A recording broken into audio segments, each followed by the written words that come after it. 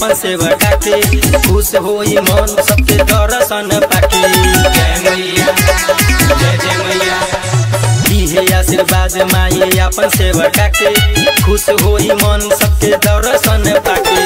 नाच पंडाले बीचे आके नाच पंडाले बीचे आके पूजाई होता दुर्गा मैया के। नाच पंडाल बीचे आके पूजाई होता दुर्गा मैया के। जय जय मैया जय हो मैया।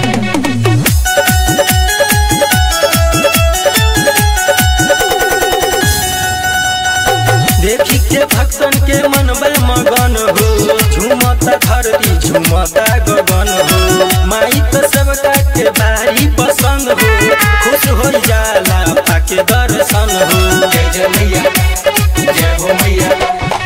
देखी के भक्तन के मनवा मगन हो झूमता धरती झूमता गगन हो।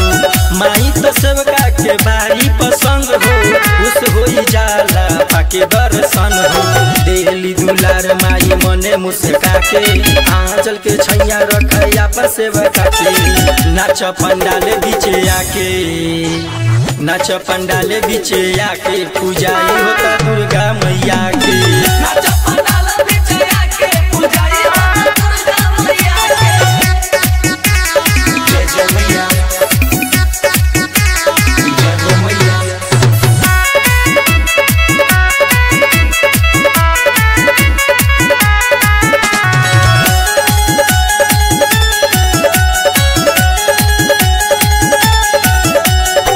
पंकज परमेश करे माई के पूजाई दिहे आशीष माई भगिया जगाई। श्रद्धा से रउआ लाल चुनरी चढ़ाई हमरा के रखी माई बेटा बनाई।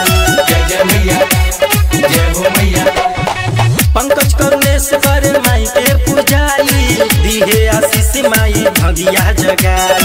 श्रद्धा से रउआ लाल चुनरी चढ़ाई हमरा के रखी माई बेटा बनाई। हमेशा दीवाना से पचरा लिखा के खुश करे माई रउआ हम सुना के। नाच पंडाले बीचे आके नाच पंडाले बीचे आके पूजाई होता दुर्गा मैया के। नाच पंडाल बीचे आके पूजाई होता दुर्गा मैया के।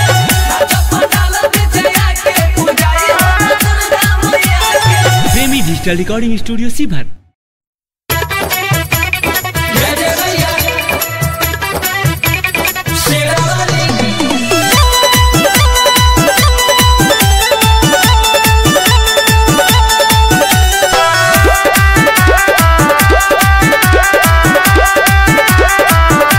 काहे खातिर मटिए के कलश रखाई निमिया के गछिया पर झुलुआ टंगाई।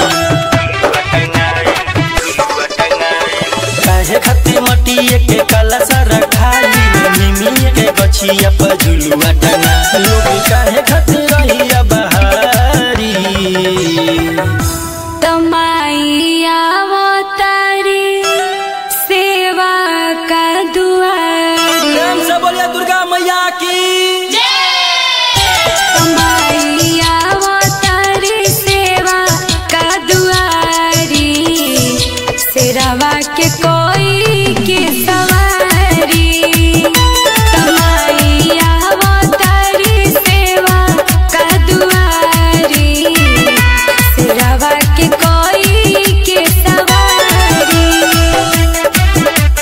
जय जय मैया शेरावाली।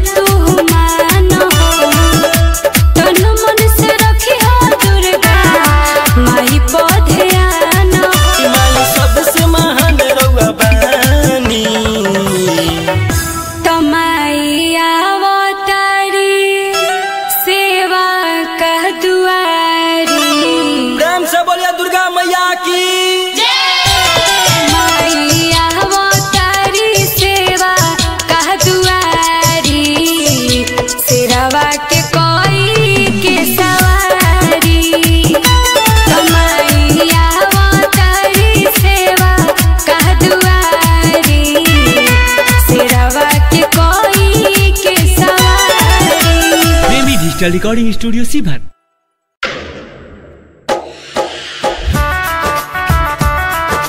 जय जय मैया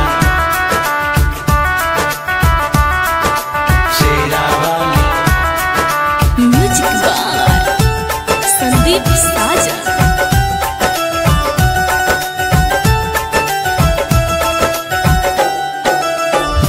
ललकी चुनरिया मैया दोह के चढ़ाइब हे मैया दोह के चढ़ाइब हे मैया पगली छोड़ी गई ससुराल त कैसे रहुए मंदिरिया अइब ए मैया पगली छोड़ी गई ससुराल त कैसे रहुआ मंदिरिया अइबो हे। जय जय मैया शेरा वाली।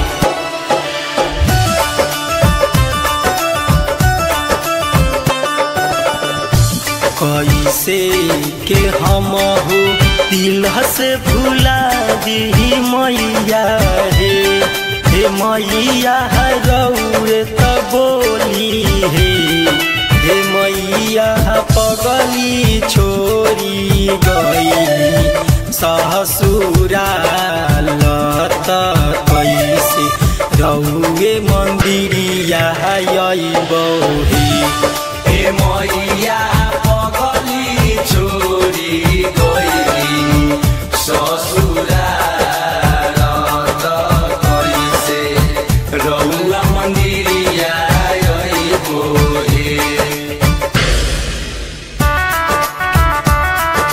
जय जय मैया शेरा वाली। म्यूजिक बार संदीप साजा।